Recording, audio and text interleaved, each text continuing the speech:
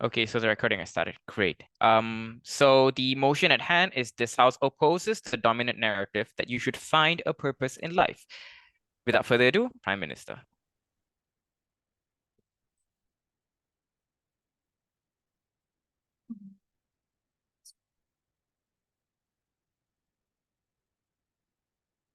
Well, sorry, just had to set up recording timer.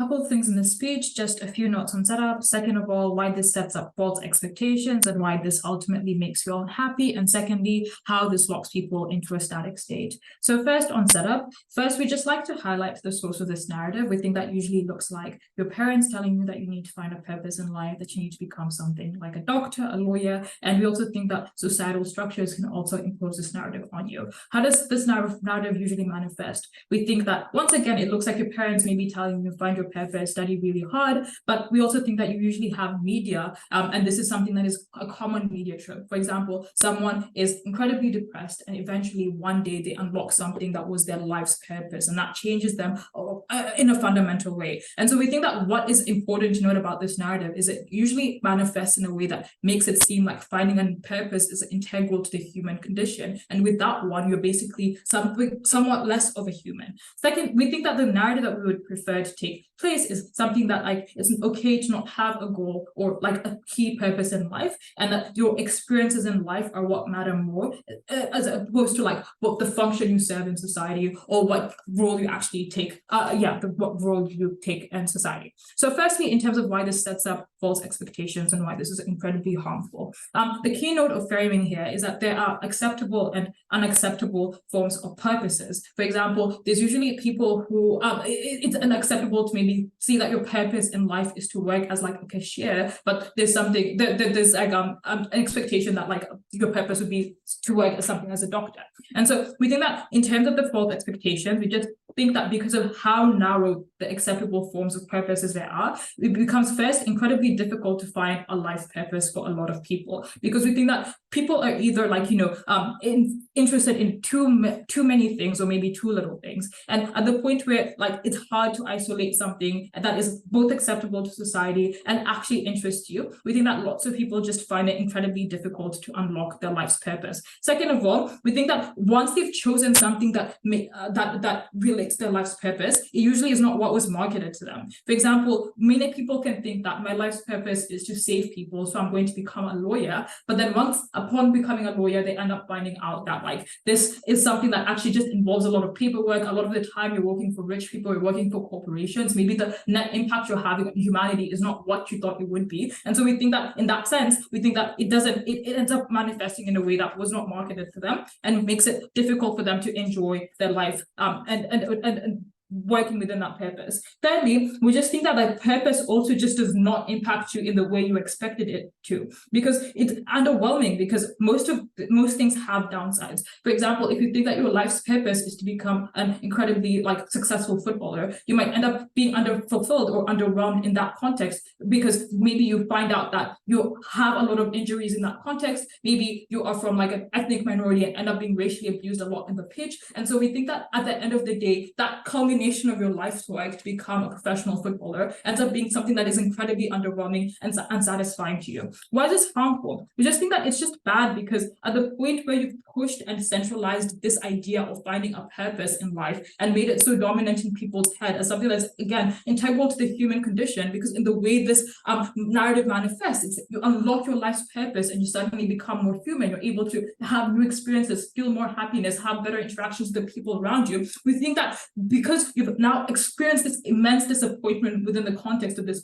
purpose, you end up driving yourself to pursue that purpose even more, thinking that maybe perhaps I haven't achieved everything in this context. So you push yourself more into your work, you push yourself more into your like studies and things like that. And that is at the detriment of everything else that's surrounding you. That's at the detriment of the relationships with your siblings. For example, you talk to your sister a lot less, and that makes it incredibly difficult to form a connection with that person because you're out there pursuing your purpose. We think that's incredibly harmful for you in terms of like your net happiness. We'll take that POI from OO. Yeah. Do people's purposes change in life, or does it remain static throughout life? We think that like in terms of life, the way the narrative manifests is that you have a single purpose in life. We think that in terms of the way your parents would tell you that you need to find a purpose in life, it's usually you need to come and like become a doctor and you have a static preference, a purpose in life. And we think that at the point where you like reach this purpose, for example, you become a doctor, despite all those roadblocks, you end up finding it unfulfilling, therefore driving yourself more into that so that you can unlock that purpose, that happiness that was presented to you in media. And so we think that that ends up like, you having devaluing everyone around you, devaluing the things around you, and it really hurts. In terms of why this locks people into a static state, we think that you have that narrative that you have to find your purpose early, right? Because the way this media narrative is really presented, or the way your parents express this to you, is not that you find your purpose in your 60s and suddenly everything has changed. We think that in most instances, it's that someone who is in their early 20s or in their late teens has found their purpose and has stopped being an unruly teenager as they were previously. And so we think that the other things that inform this is that, secondly, education is structured so that you pick your purpose quite early, or that you pick your life's work quite early. Like you have to decide whether you're going to be in the sciences or the humanities. In university, it incredibly becomes hard to change your degree and things like that. And so we think that a lot of people adopt this idea of a sunk cost fallacy. For example, I've already put so much time into this work. I've already done all of this. I can't quit now. And it will be hard for me to excel in any other area and find a life's purpose again. And as a consequence, they just don't switch off. Second of all, we note that this is really harmful because of how you conceive those purposes. Because we think that once again, they're manufactured for you. You never actually get the chance to decide what your life's purpose for. We think that people or the media skews you towards certain things that are like, let's say there's a doctor shortage. So now it's really important to like have doctors. And that's how you conceive your idea of a purpose. And we think that at the end of the day, why this ends up being really harmful is we just think that the net autonomy of the person is severely reduced, because maybe opposition bench says that you are driven to a goal more on their side and more people are less likely or less reluctant to quit. But we think that in an environment where they, first of all, haven't proven, will be incapable of proving that these people have chosen these purposes, that they actually came to the realization that they want to be a doctor or they want to be a teacher on their own, and it wasn't something that was imposed by them by like media narratives. Second of all, they don't necessarily prove that these people won't feel that sense of, ennui and like feel like they are so unsatisfied in life and want a way out, but desperately can't get out because of how that sunk cost fallacy. Then it's incredibly bad to trap these people into one thing that will never make them happy at the cost of their autonomy, at the cost of their relationships, which are so important to every person. Never been prouder to propose vote OG. All right, thank you very much to the Prime Minister. Now calling in the Leader of Opposition. Here.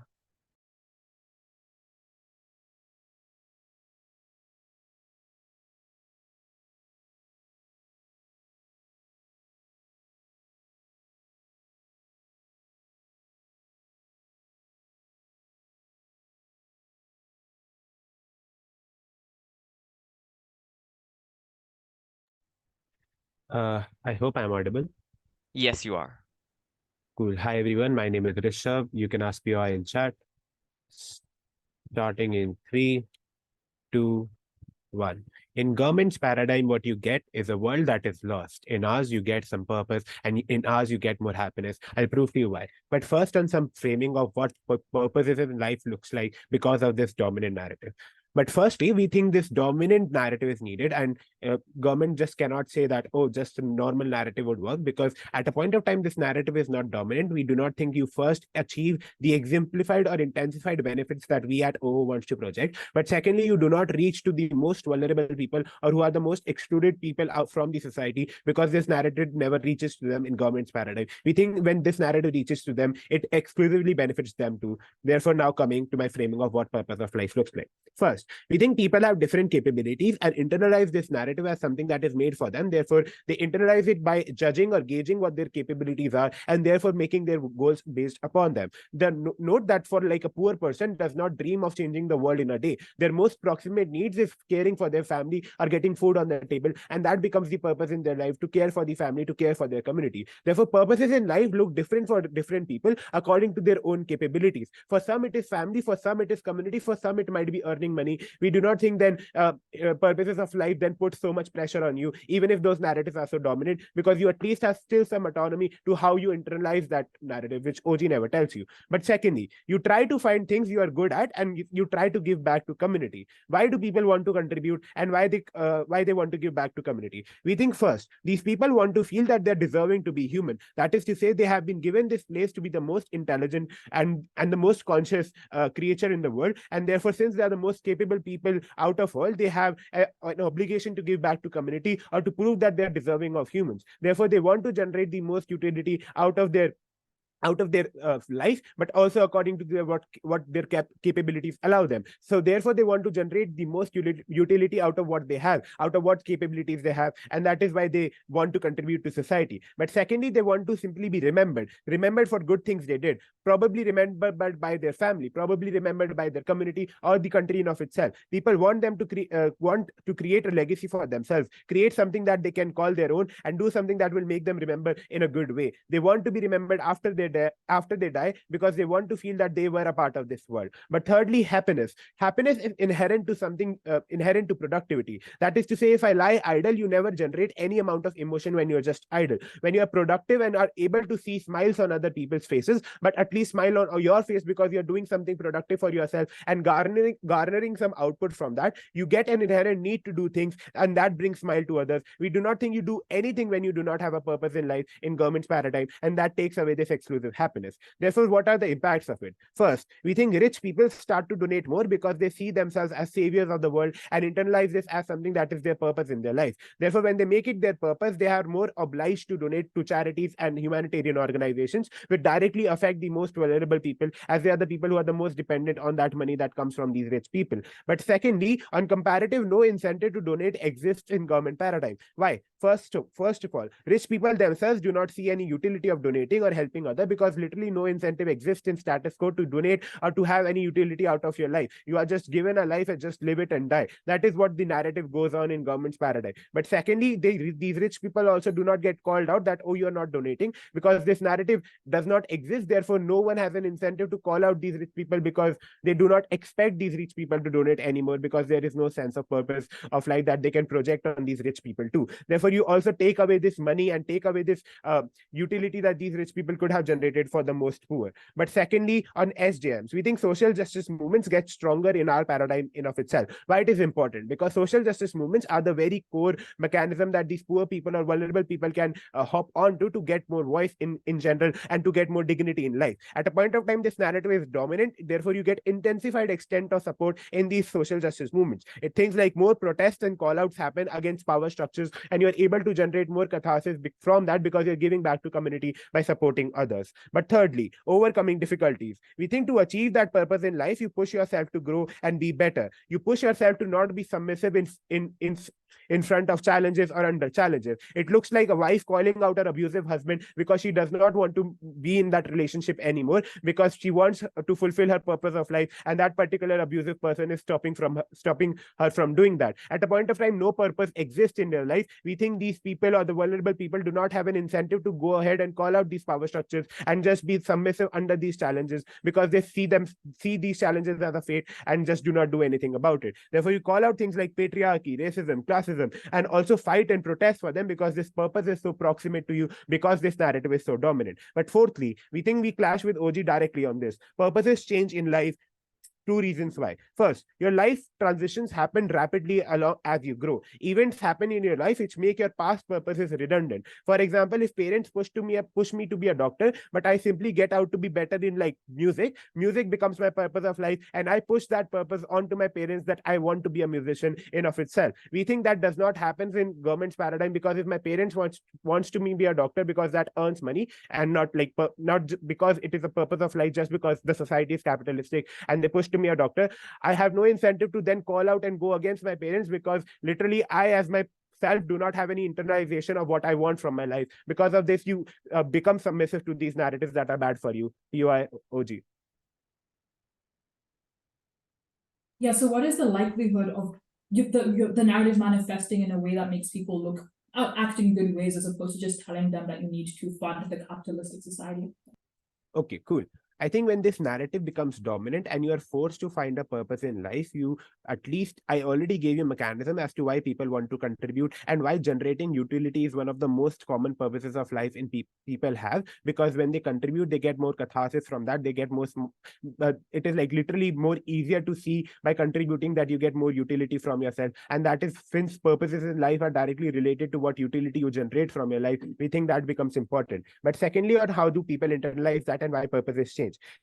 You simply want to generate more utility as a human. Therefore, you try to switch from purposes to purposes if that past purpose is not generating utility for you. Therefore, you explore more things. The internalization looks like that, oh, God didn't had this purpose in store for me. Therefore, fate hasn't allowed me to fulfill that purpose. Therefore, I'm now switching that purpose. That looks like that if I fail my medical exam, I'll say, oh, God had something else in store for me, or my purpose is different. Maybe I was wrong while I was pushing myself to be a doctor. I have now more incentive to go ahead and switch my purpose and find something else for myself and generate catharsis from that. The nuance here is that blame shifts to God or fate and not the person themselves. Therefore, things like pressure and bad things that OG wants to project on us does not exist. But secondly, constant hope and adaptation to challenges exist in our paradigm exclusively. Therefore, you get more growth in general because you explore more things in general. You learn more things, you get catharsis from different purposes, and you try out different things in general and are able to generate more utility from your life because you are exploring more things that are present on Earth. But fifthly, it looks like a path.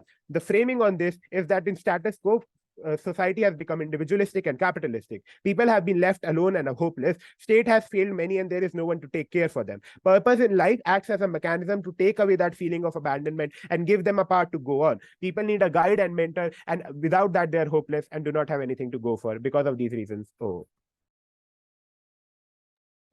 All right, thank you very much to the Leader of Opposition for that speech. Without further ado, calling in Deputy Prime Minister. Here.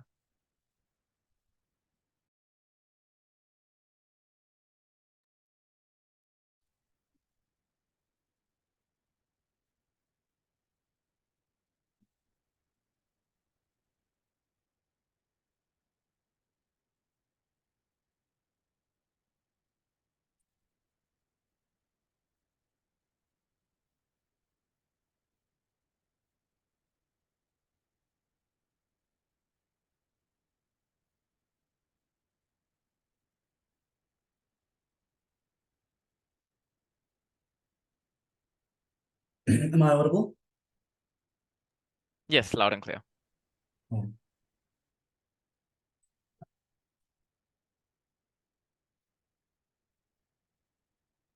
Starting in 3, 2, 1. 3 things in this speech. 1, extraneous rebuttal against OO. 2, how you don't find greater motivation to be able to like self-select good purposes or career decisions or whatever they try to push you on OO in their world. Finally, on the question of utility. But starting on miscellaneous rebuttal, because I think we sidestep a lot of the harms that they try and push on our side of the bench when we just explain to you what this narrative actually looks like, why it's particularly harmful, and how this means, in particular, you don't get things like the multiple purposes they try and explain. They never engage with the analysis Alexis gives you onto why these narratives are harmful, because we explain to you things like, A, the way the media is going to portray this narrative, because obviously if it's the dominant narrative, it's not just like floating around in society. Obviously it's being perpetrated by and portrayed by certain groups. So this looks like the media quite literally celebrating, oh, this one kid who found his purpose was to help people and they became a doctor. So this means everyone's purpose is to be like, if you want to help people, become doctors. Obviously it's far easier for media and like social media or schools or whatever to celebrate their most successful outcomes, their most successful examples, which inherently means that you have an incredibly nasty type of narrative form where there are huge pressures placed on you. But secondly, obviously we just explained to you, well, you're also going to have like a poor narrative when you have things like sunk cost fallacy arising, because you're dedicating huge amounts of time when you're young. You've self-selected, as they say, you've self-selected, for example, if you're low SES, to maybe like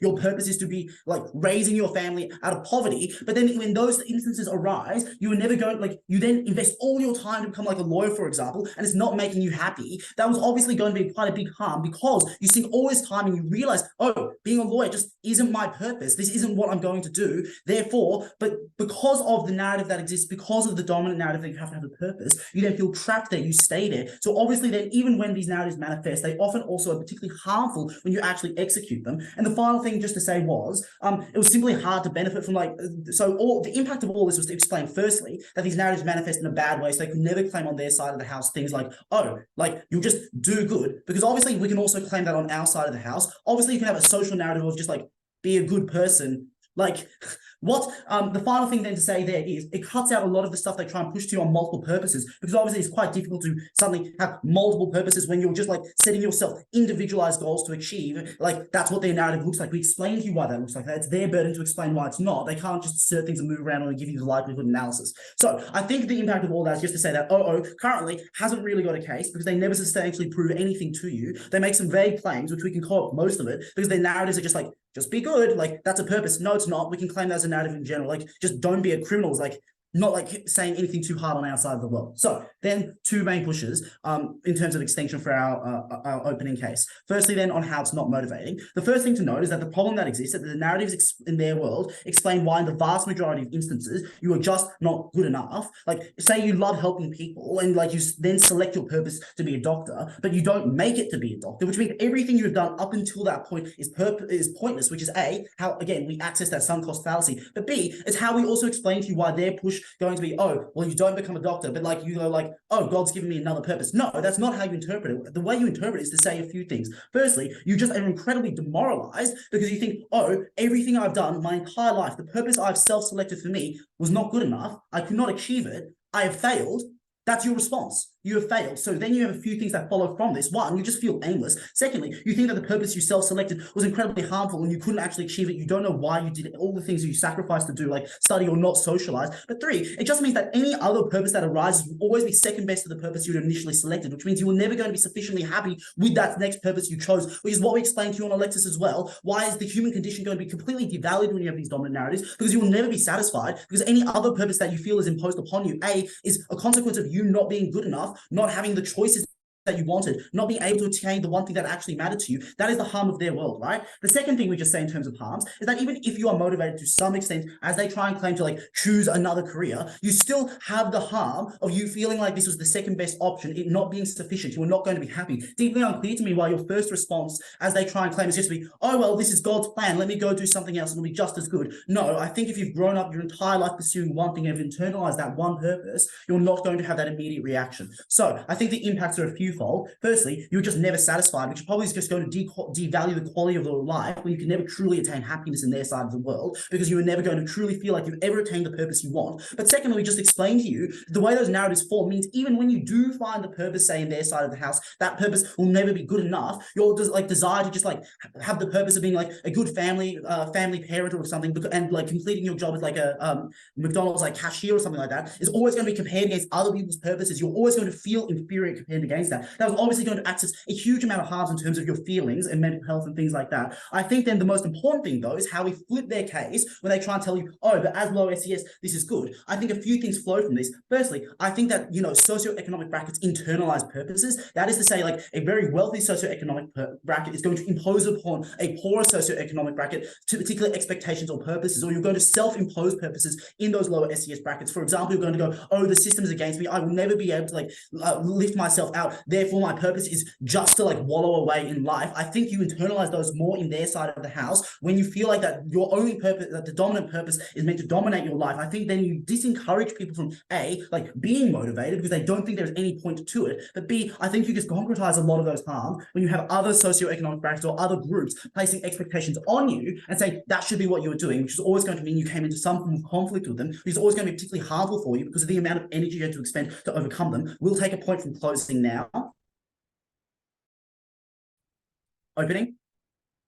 Yeah. No points? Cool. All right. So on utility, I think there's two things to say here. Firstly, that when you have these dominant narratives, that there's a particular harm that arises. It means that when you are surrounded by this narrative to say you have to strive for a particular key goal. For example, if you are low SES, it's like literally support your family, raise them out of poverty. And I think the harm here is that you actually are willing to subject yourself to significant levels of harm at your own detriment for a few reasons. Firstly, you are just going to believe that is your purpose to self-sacrifice to try and lift other people up. And I think this is likely because you're going to be surrounded by family that are going to be telling you, oh, you're the eldest child, you have to lift this out, or oh, because you're smart, you should be achieving things like becoming a doctor, suddenly getting these scholarships and lifting us out of poverty and things like that. And I think because of this, it's going to lower your resistance, or it's going to increase your acceptance for self-inflicting harm. Quite literally, things like burning out, accepting like working 9 to 9, 6 days a week, imposing incredible pressures on yourself because you internalize that as your purpose. Obviously, that was particularly harmful when you're going to sacrifice your own well-being to attain some sort of vague purpose that was never going to actually make make you happy. Because I think the problem that opposition have is they just assert, because you have a purpose, you're going to be happy. In many instances, when you have this purpose, you're going to inflict harm upon yourself. It is looking like working around the clock, not seeing your family, like suffering, like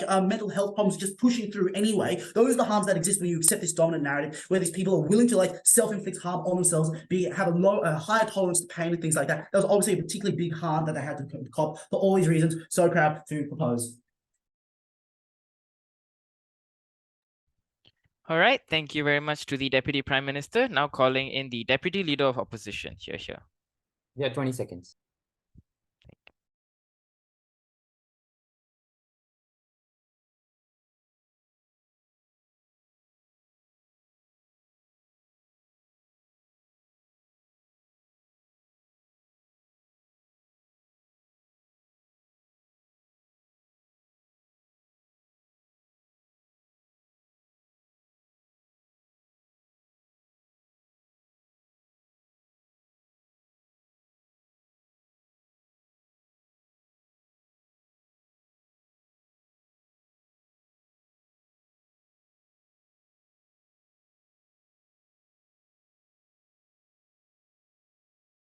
Yeah, I'm audible. Yes, you are. Yes. PR is in the chat. Just give me 5 seconds.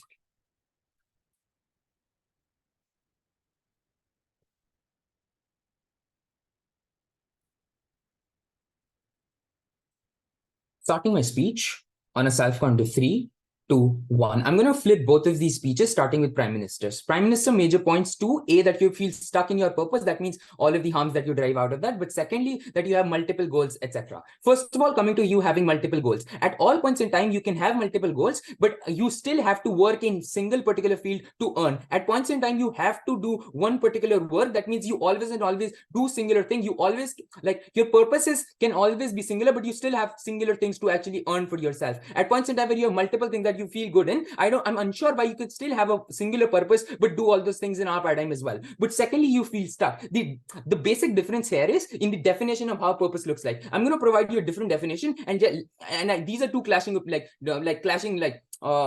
and I think I provide you reasons why you do not like all of this narrative does not lead to expectations and pressures. I think the assert the fact that this is never proof is that purpose of life equals like objectively great purpose. That means that like it equals being forced into a career which is objectively good. I'm unsure why, because like the definition of basic purpose in life is that you feel the sense of fulfillment. That is something that you choose out of that. This is what I want to do or continue to from my entire life. This is a subjective experience, not an objectively good experience. That doctor, and I think this is where the idea is flawed. They assume that like parents are going to force like an objective purpose in life which is like hierarchically good. The idea then becomes the purpose inherently means it's a subjective experiences like which provides you like with self-satisfaction. At points in time, this is more close to the essence of the motion. I think this definition takes out Prime Minister's speech. But secondly, on Deputy Prime Minister's speech, the entire argument is built on two assumptions. Assumption number 1, that you're not good in your purpose. All of the harms, and I think this is where the panel becomes like this is where I deal with the Deputy Prime Minister's speech. I think note all of their impacts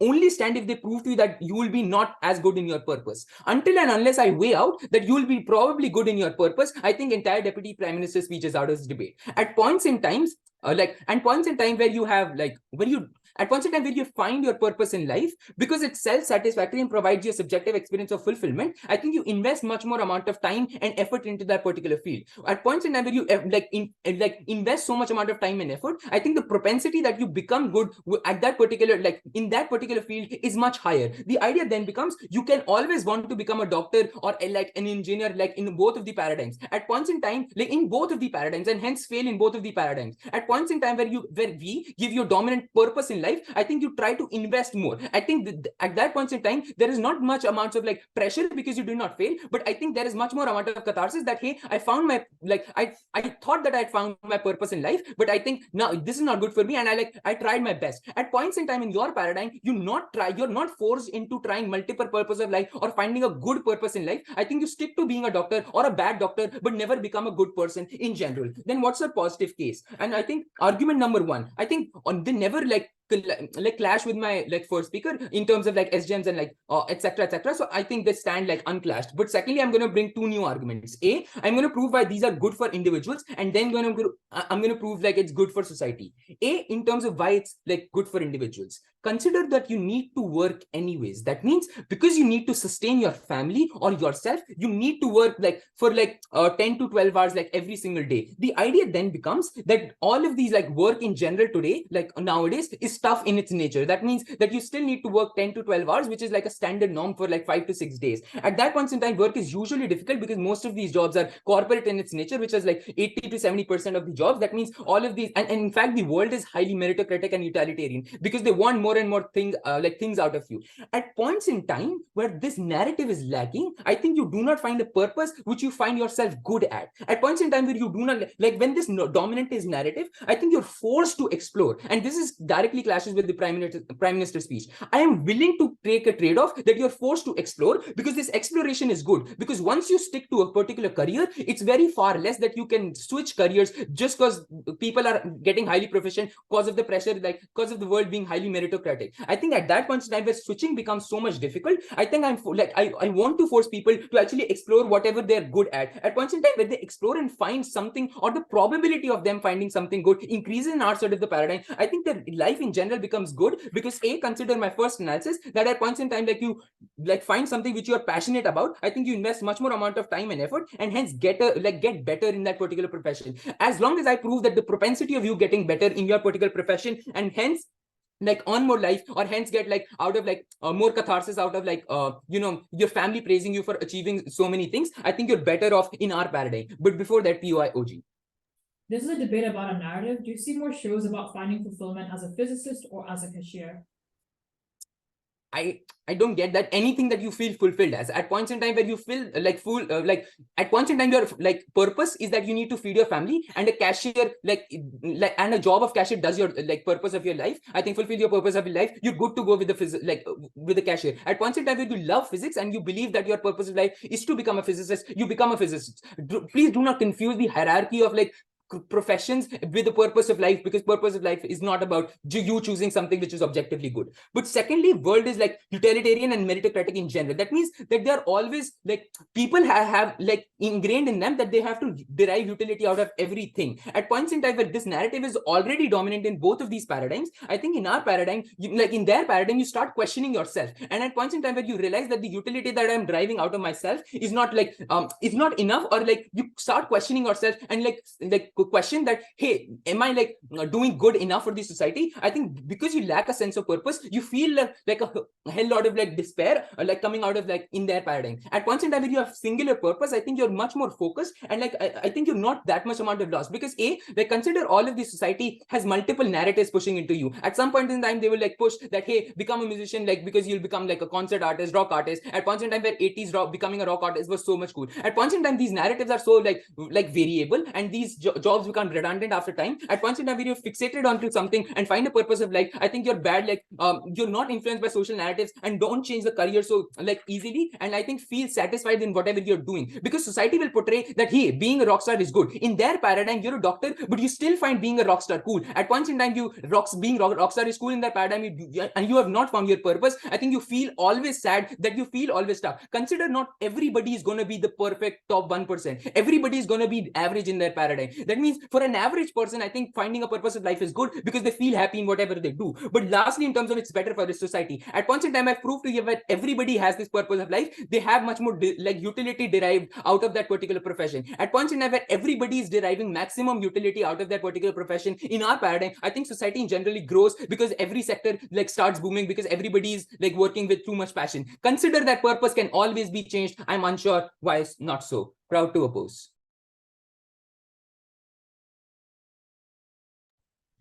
All right, thank you very much to the Deputy Leader of Opposition for that speech. Now, moving into the closing half with Member of Government. Here.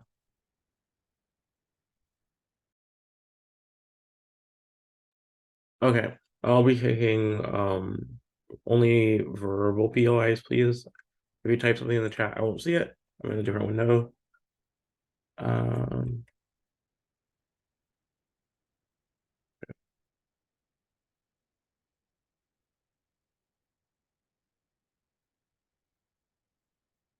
OG tries to tell you that you should be concerned about false expectations and this sudden like mass static preference that people are going to have across society. OO weekly responds and says that the dominant narrative doesn't mean that you can't change different careers throughout your life, or as though that the dominant narrative hasn't actually been to like take a very specific and hard stance on your life. CG is uniquely giving the extension that the real harm that OG fails to mention is this perpetual self-doubt that you receive after you've accepted like whatever you thought your purpose was. So like in the like examples that people have been giving in the top half of this debate about like if you decide that your purpose is to become a physician or something, the real harm isn't the amount of time that like you even put it into being a physician, but actually the self-doubt and this continual like paradigm in your head of like, did I pick the right thing? Was this the right choice? What if I had done something else? And as a result of that, that causes you to not be, that causes a lot of internal harms to yourself. I mean, just gut check about what the dominant narrative actually is, right? No, the dominant narrative isn't something like, my purpose is to be grateful or my purpose is to be kind. When people think about purpose in life, they're often about more concrete goals. Also, in certain things, like it's impossible as like a narrative generally to be able to say like particular jobs are objectively good or objectively bad. So on self-doubt, right? And why this is the most important thing in this sort of framework.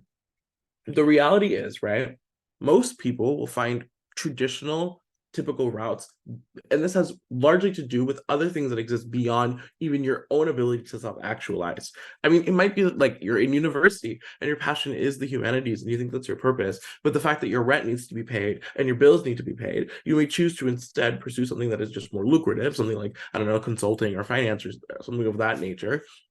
Even that, with that, when that exists in the world, right? We say that you have the real harm there is the fact that like when you're in that job, you're constantly going to ask yourself, well, what if I had actually followed my passions? What if I could have made it work? And that seriously causes internal harm that could even like make you like think about your entire life or things like that extend beyond yourself, right? Okay. And where does this weigh in this round? I think the distinction we have from OG is even if you have these false expectations, right? It isn't until you reach the point at which you are in that expectation that you now have the ability to think retrospectively. And I think that's the fundamental difference between what we give you to what we give you in this round. Also, I think this just takes precedent over static preferences, right? This is probably where static preferences would even start because of the fact that like you can't even really stay within your ways if you're not regretting something particularly. Also, it comes at the cost, they try to argue that it comes at the cost of autonomy and things of that nature, right? But I think at the end of the day, right, at the point at which OO admits that something like people's purpose is often defined by things like meeting the needs of the things that are immediately around them. I think OO concedes this case because the fact that literally means that the dominant narrative can't ascribe to every single person because of different things in socioeconomic happenstance. So at the point at which that is true, it makes a lot of sense that then to have a narrative that is able to adapt to this and to reduce the harm and to reduce the self-doubt that exists within these people, such that you're not able to get these internal harms in the first place. And we think that's just comparatively better. Any POIs? Yeah, PIO. Give reasons why do you choose a wrong purpose in your paradigm in the like to feel stuck, where in our paradigm you're forced to explore and choose a righter one, like more right one. I think that's pretty simple, right? I already told you there's like systems that exist beyond yourself, right? Even if you're able to explore all of these different things, what if you land on a purpose that just isn't lucrative? We live in a capitalist society. Most countries are in some sort of like a free market. If you still have to do this thing of like, oh, yes, I would have loved to go be a writer, but now I'm going to go be a corporate lawyer because I want to make money and I have to like make sure that I eat and things like that. I think it's pretty clear to see that like these are better drivers and better incentives by which you would have some sort of behavior change. This is the magnitude of the margin of change that we actually bring to you uniquely in this round. I mean, OO at best has someone who like decides, oh, I'm going to be, rather than being an English teacher, I'll be an English professor. So they get something that's like not too adjacent. But I think the reality is that a lot of people who like will pursue, like if you're someone who's like interested and you decide that your purpose is to be like a computer scientist or a doctor, that's great. But what if you decide that like after all of the things that are in your factoring, that your purpose is to be like a plumber, right? Like it's an entirely different level of like internal satisfaction. And at the point at which you're like a plumber, which I think like is more common for the majority of people who work in more like the back office kind of context, at the point that was true, that is when you're able to like have the like dilemma of constantly that is where the dilemma comes from of being like, oh, well, I'm a plumber right now, but what if I would have gone and been a rock star? What if I would have majored in music in university and explored all of my options? Now, why is this the most uniquely harmful thing? The most is because it not only addresses and terrorizes you about your past, but it also cuts you off from your future, because it basically essentially removes the potential for the fact that like you can always change what you're interested in. And I think we're able to access this in a unique way that's different from like what the opening house were saying. And then what I'm saying here is like, because you are now thinking about all of your past things, what you could have past done, in this rockstar example, you're not going to be able to think about the potential and the fact that you actually so presently have the capacity to be that thing. You're going to be so busy lamenting on like the past things that would have happened, right?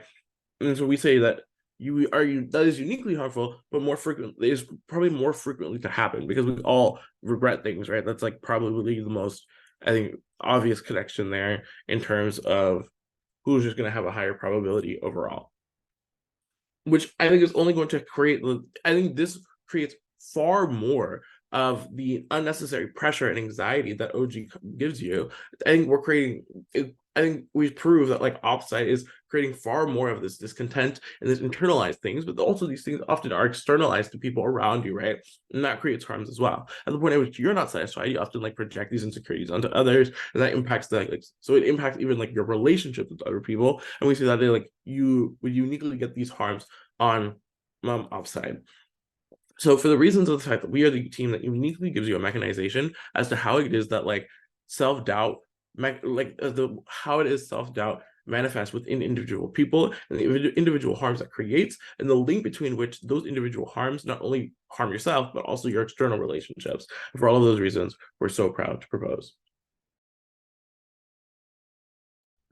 All right, thank you very much to the member of government for that wonderful speech. Now calling in the member of opposition. Here.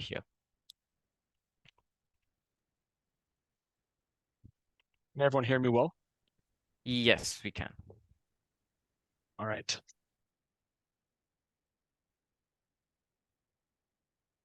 I'll begin my speech in a couple seconds.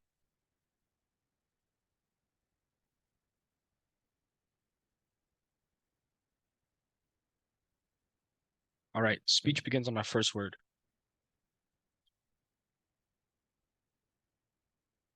This entire debate, no one has done an adequate job of describing the true difference this narrative makes.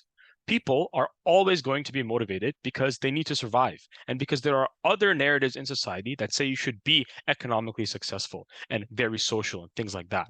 This narrative is so impactful because it places meaning and virtue on the very pursuit of a purpose and the pursuit for a greater meaning in life. Insofar as that galvanizes individuals to live their best lives and make the world the best place to live that it can be, exclusively due to CO's new reasoning, I've never been prouder to propose. What am I going to oppose? Sorry. What am I going to do for you in my speech? One, a couple new frames and responses to different teams that is going to bring up the quality of this debate, and then an extension on versatility and personalized life choices. Now, most of the rebuttal is going to be integrated, and a lot of it is going to come from WHIP. But here's what I have to say at the top of MO. Where is the distinction between this narrative and other ones? And I think this is the biggest mess that comes from opening half. Let's make this clear. This narrative suggests that you need to find a purpose in your life, which implies that you need to go through a process of evaluating and considering many factors and options before ultimately finding that purpose. This is necessarily distinct from other narratives, like ones that you should be a doctor or you should be a lawyer or your purpose has to be focused around making the world a better place, because those narratives compel you to a certain purpose and a certain career, and they do not encourage you to find one for yourself. This means that OG cannot claim harm such as parents and societal norms pushing certain careers and purposes on you as being inherent to opposition. If anything, that harm is amplified on their side of the house when this narrative is no longer the dominant one and the other prescriptory narratives begin to gain more prevalence. Second big response though, careers are not life choices. Be a doctor is not a life purpose. It is a career centered around the likely life purpose of improving people's lives, and that purpose can be achieved in a number of ways. Government thereby loses their impacts that rely on people hinging their happiness and the fulfillment of their purpose on the success of on their success down a certain career path.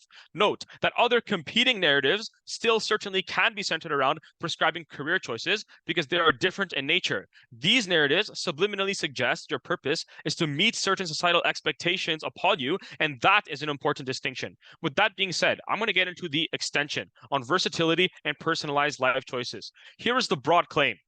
The search for the purpose in your life is the most important aspect for two reasons. Note, the search for the purpose. The first reason is that it ensures you are actively searching for a purpose based on your own personal interests, skills, and beliefs, rather than just choosing a purpose in life that is prescribed to you from other narratives that are necessarily separate in this debate, like I've explained. The second is that it ensures you build a versatile and diverse worldview that is respecting and acknowledging of other purposes in life due to your first-hand exposure and experience of multiple purposes. On the first, I've already given you framing as to why this narrative necessarily requires you to go through a process of exploration and evaluation in finding your purpose rather than simply choosing one from what are in fact completely different societal narratives. This unlocks a huge impact for CO, and it's a shame OO never actually discussed this despite all the content that they had.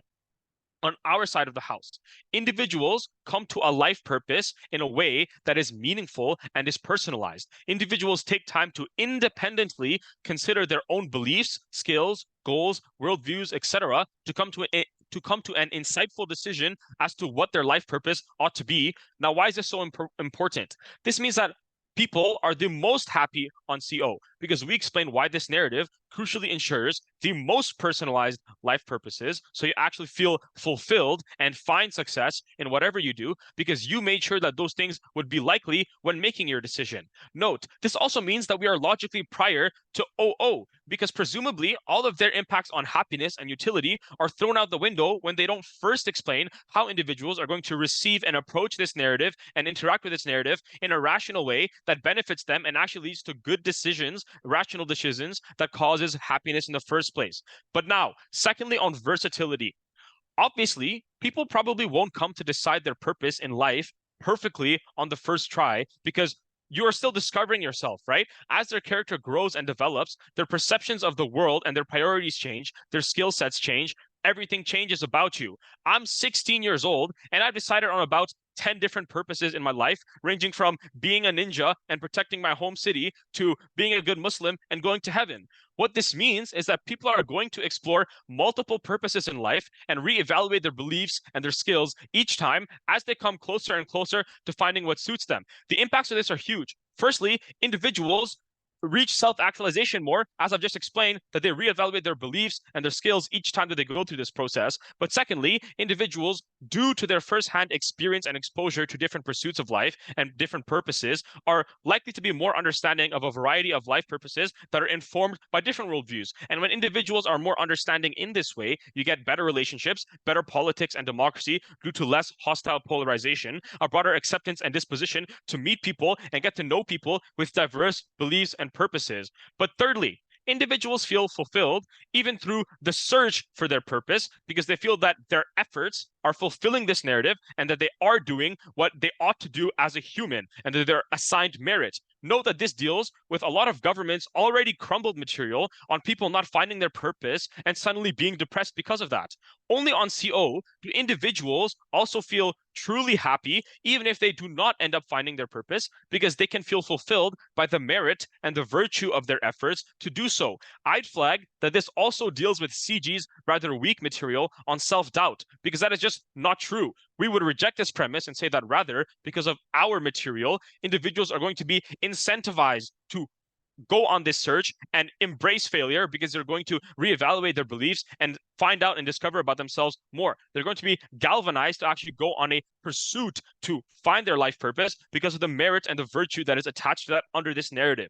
But also, this puts us above opening opposition because across all their material, individuals who never find their purpose are still just seen as a waste of utility, which is their biggest metric. Whereas on CO, we identify them as significant contributors to improving the world around them.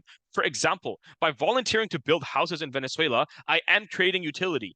Even if I decide that later in life, my purpose is to create literature instead of doing humanitarian work, because in the process of exploring and evaluating all these different life purposes, I'm likely contributing to society in ways that is beneficial for members of society. For all those reasons and more, I've never been prouder to oppose.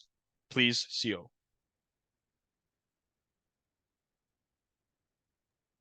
All right, thank you very much to the member of opposition. Now moving on to the whip segment of the speech, starting with government whip. Here.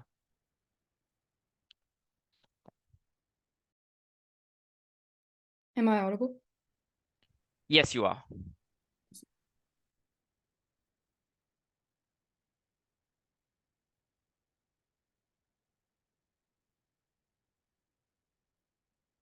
Closing and opening opposition both try and convince you, panel, that finding a purpose somehow means that people are going to have tons of exploration and all that sort of thing. But what they're ignoring here is that when society, the dominant narrative right now of like finding a purpose is not actually about the exploration process that closing opposition in particular tries to convince you about. It's more about the actual result of what is your goal, not how are you going to get there. And closing opposition needs to do a lot more work to try and explain to you why it's actually about the process and how that plays out. Because in the status quo right now, the goal of finding a purpose is more about the actual like end result of what that purpose is going to be. And that's what you see in conversations with like counselors, for example, about what people's goals are. It's not actually about like, oh, well, like what are all the different like moral things that you're considering along the way. We think that the narrative is not some patient thing where people are going to be suddenly intrigued by your process. They still want to know about your end goals, which is the status quo and what we're arguing. Then they try and tell you that like on both sides that are on both opposition benches that people are going to explore a bunch of multiple narratives and that this is going to lead to more self-actualization, but they're ignoring a couple of points here. The first is that what Dilan explains to you, which is that on our side of the house when there is or on their side of the house when there's a purpose that people feel like they have to find, is that there's going to be a lot of self-doubt, which means that all of that exploration means that people are going to constantly feel the need to keep shifting and trying to find a true purpose.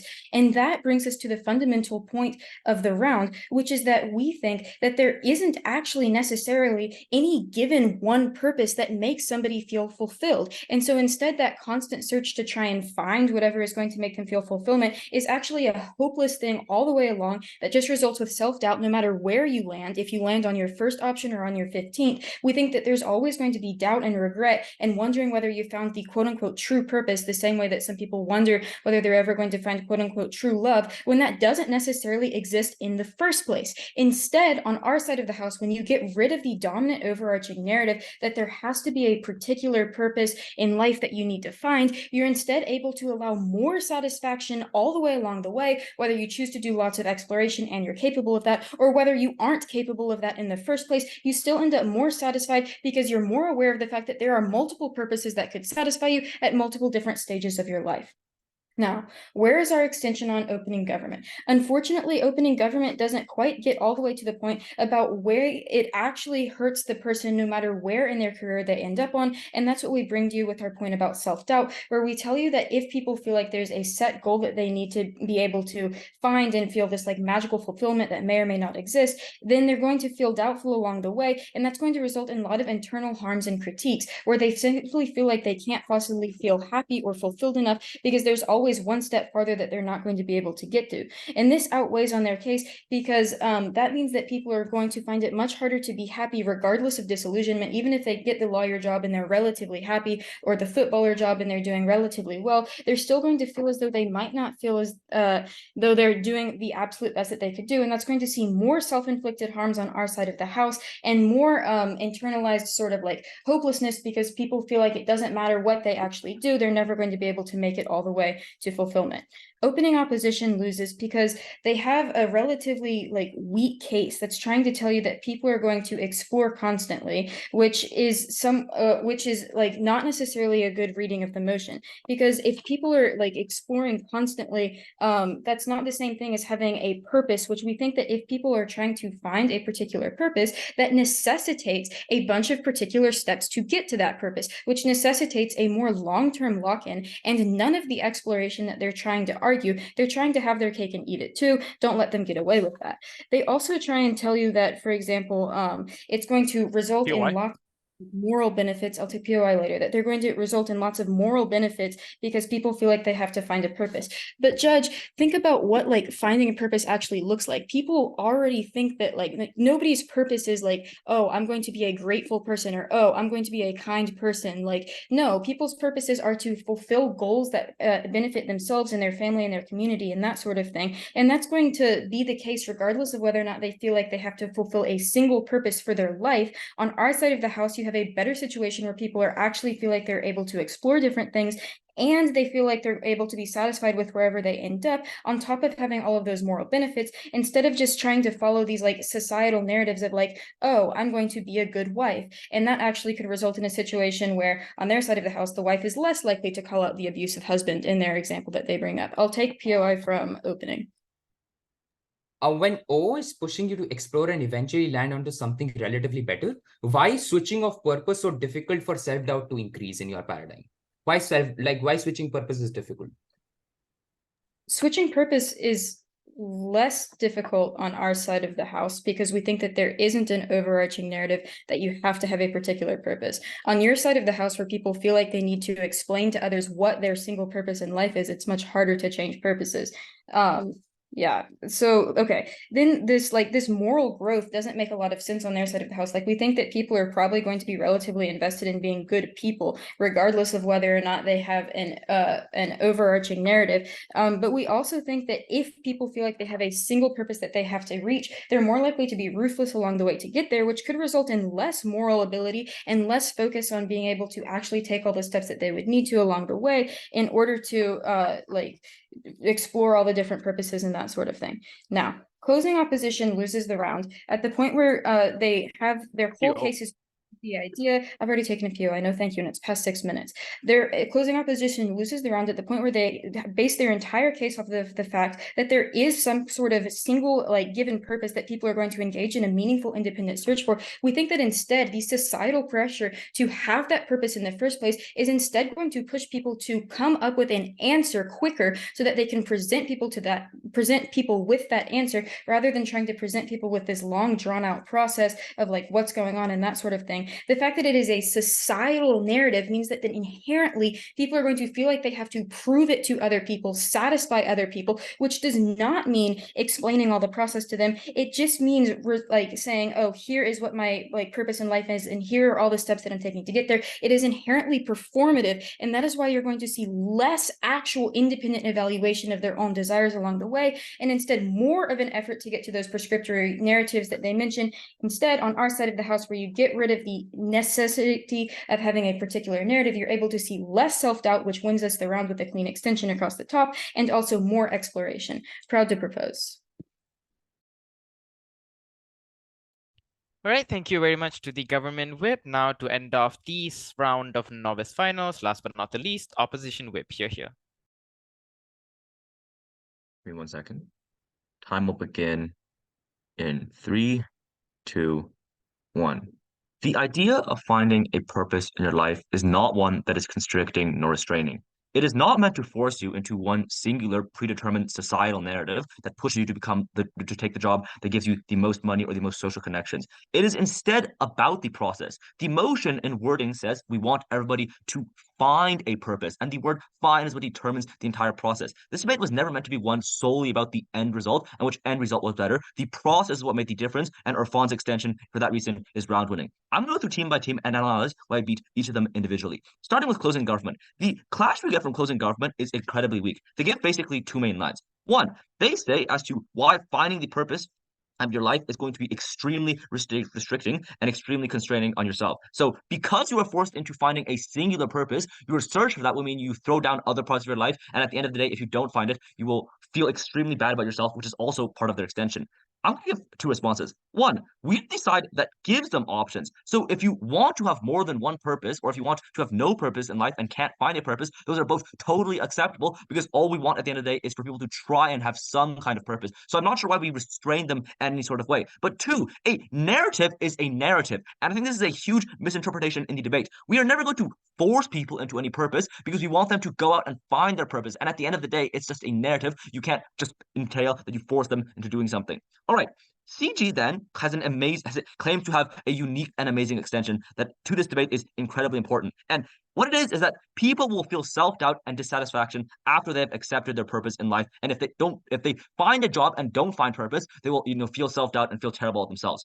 There's just at face level something incredibly wrong with this. It's hugely derivative. The majority of impacts and mechanisms are completely barred from opening government. And at the end of the day, the point that the argument ends up in is the exact same, saying that if you find a job and you think it's your purpose, but then you find out it isn't your purpose, you will feel extremely terrible yourself. There are three levels of clash to this. First, at face level, we just need to remember what finding a purpose means. To find something means to keep looking until you find it. So if you enter a job and it feels like shit and you don't want to go to it because you feel like it has no purpose for you, guess what? You're going to find another job. And OG touches on this, but it's only really clarified in a POI. So the response can be attributed to us because we decide that truly analyzes it. But that's only the face level. The second level of this is that you are far more likely able to search for a purpose on our side. So CG is right when they say there are capitalistic and social narratives that influence what you believe and what we're supposed to be. And we agree. We aren't saying that people should throw away six-figure jobs to pursue being things like an amateur birdwatcher, but we do encourage exploration. And note, they never give the key analysis on why you can only participate in your job, and if you don't like it, you can't look for other things while maintaining that job. So let's say I become a lawyer, and I'm like, oh, I hate being a lawyer, but it makes good money. Why can't I go and look for another job while being a lawyer or explore my hobbies while being a lawyer? If money is a problem, you can work while exploring other things. That is something that happens. That is why people who are businessmen, after they go home and put down their suits, take up their binoculars, and go out to become the amateur bird watchers they so badly want to be. This is the key analysis missing from both proposition teams, and I'm still unclear as to why this distinction exists. But lastly, let's just weigh. Maybe on our side, there is a slim number of people who can never truly find meaning in their lives because of economic and social conditions, but at least they will die knowing they tried. On closing government side, not only are people still restricted because capitalism still is a thing on their side, they don't even have a reason to ever try and challenge the restrictions. Before going on, I'll take a POI from opening. Yeah, so we explained at Prime Minister that societal norms and educational systems force you into picking early. Compound this with media expectations. How are you actually getting autonomy on your side? Right, but I literally just dealt with this. It doesn't mean that because you have been assigned some sort of purpose and pushed into a purpose, you will stick with that. If you find the purpose and you go into the job and you say, wow, this was badly misrepresented to me and I don't like it, you will keep looking. And even this late in your POI, you still explain to me as to why you will stop searching. That is what you needed to prove, and that's what you failed to prove. All right, moving on to opening government. Opening government finds themselves with many of these similar failures to closing government. But one thing I want to deal with especially is this idea of fighting against these restrictions. So let's say that there are bad restrictions on your possibilities and opportunity. Let's say you're not allowed to do certain things because of restrictions such as economy or societal norms.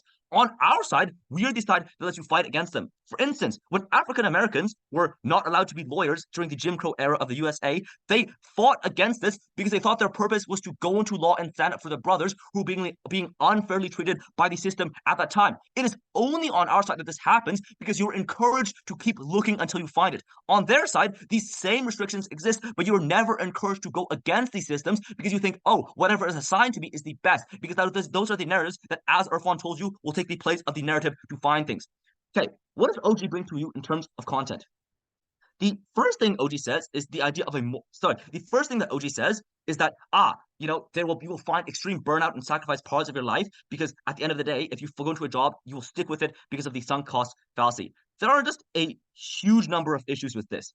First and foremost, I really don't understand why you will only care about your job. So yes, your job is a big part of your life and makes you money and gives you a lot of purpose, but that's not the definition of purpose. I can find purpose in my life through my family, through my spouse, through my friends, and my social connections. At the end of the day, these connections are part of your purpose, and it is not just about your job. So even by a logical sense, you are going to care about your family and care about burning out because you care about other parts of your identity than just your job. But also, companies and employers on our side have incentives to make their jobs match the advertisements and to make them good for people who come into them. So, for instance, hospitals have an incentive to give young people hands-on opportunities to experience medicine for the first time because they know that the people that are truly passionate are those people that become good doctors. If it is true that they force them out of being doctors by falsely advertising to them, then we would have no good doctors left in our society. Employers have an active incentive to not falsely advertise to you